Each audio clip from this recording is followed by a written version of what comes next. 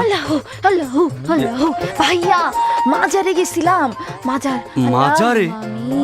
হ্যাঁ ভাইয়া। মাজারে কেন? আরে ভাইয়া কয়েকদিন পর তোমার বিয়ে না, ও। তাই নতুন জীবনে তোমার যাতে কোনো অসুবিধা না হয়, কোনো সমস্যা না হয়, তাই তোমার জন্য মানত করতে গেছিলাম। দাঁড়াও।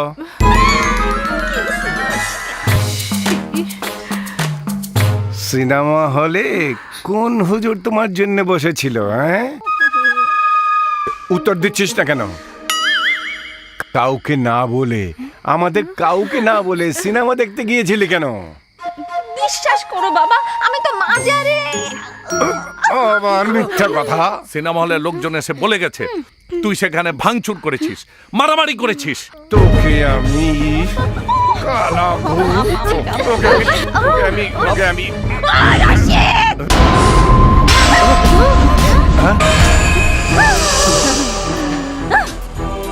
রশিদ, তোকে 10 মাস 10 দিন কি এই পেটে ধরেছি আমারই গায়ে হাত তোলার জন্য? তোরা তো বড় সাবাস, হ্যাঁ? আমারই গায়ে তুই হাত তুলছিস? তোকে তোকে আমি গলা টিপে মেরে ফেলবো। সর্বনাশ, আমার শাশুড়ি জিন ওকে আবার ধরেছে।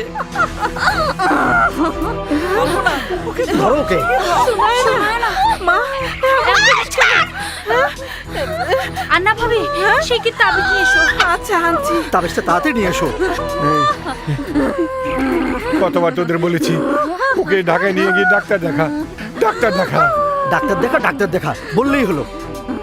ডাক্তার দেখাতে হলে দেখাতে হবে একজন সাইকিয়াট্রিস্ট, পাগলের ডাক্তার। ঘরের মেয়েকে পাগলের ডাক্তার দেখাবো না? লোকে শুনলে ওর বিয়ে শাদী হবে? তা তো ঠিক। মা, দেখি মা।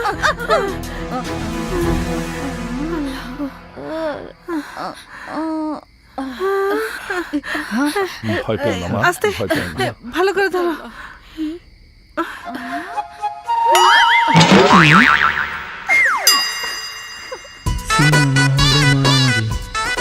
এখানে এসে দেখি ঝিমে ধরছে,